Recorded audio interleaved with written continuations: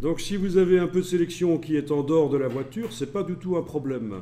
Si des parties de la voiture ne sont pas sélectionnées, ce n'est pas un problème du tout. Du moment que globalement, la carrosserie de la voiture est sélectionnée. Alors, on peut aussi démarrer d'une sélection qui a été faite différemment avec la plume. Ça va vous prendre beaucoup de temps, sans savoir si le résultat sera bon. Mais techniquement, on pourrait démarrer d'une sélection beaucoup plus propre que ça.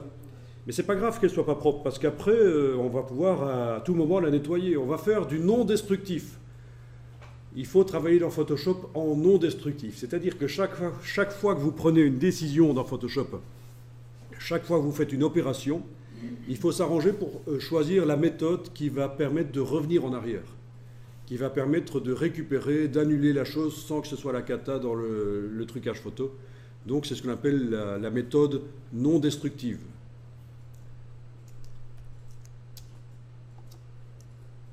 Bon, alors là, on va aller chercher l'image d'une texture.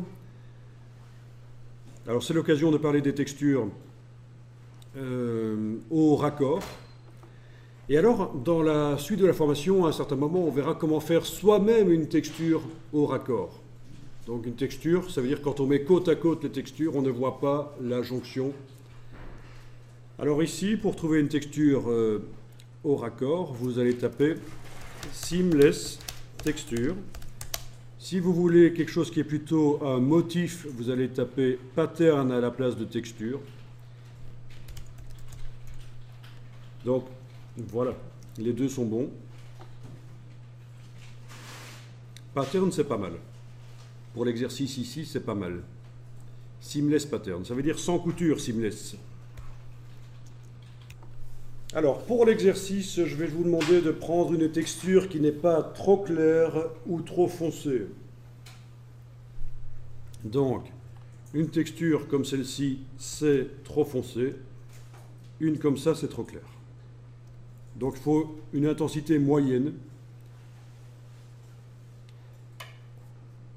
Et pas trop contrasté non plus. Peut-être que ça, c'est un peu trop contrasté pour ce qu'on veut faire.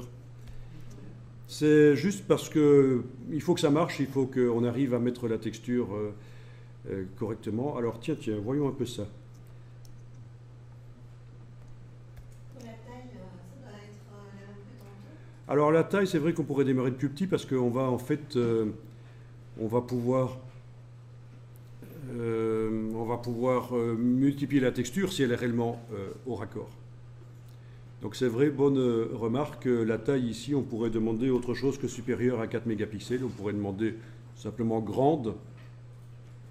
Voilà, comme ça, j'ai des motifs. Voilà, voilà.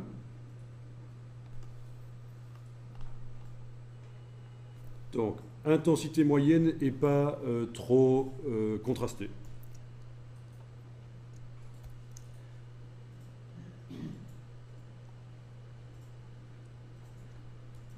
Bon, mais ça a l'air bien, par exemple. Est-ce que c'est une texture au raccord? Eh bien, il suffit d'observer. Évidemment, ceux qui ont fait le stylisme ici ont tout de suite vu que c'est au raccord. Mais sinon, pour les autres, vous remarquez que la fleur qui dépasse ici, en fait, par la droite, c'est celle de gauche qui déborde. La fleur qui déborde là par le haut, elle réapparaît par le bas. Donc, c'est au raccord, visiblement.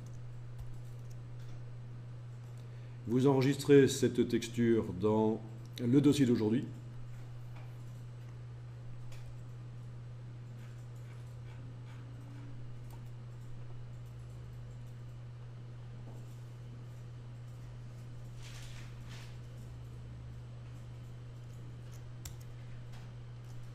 Bien.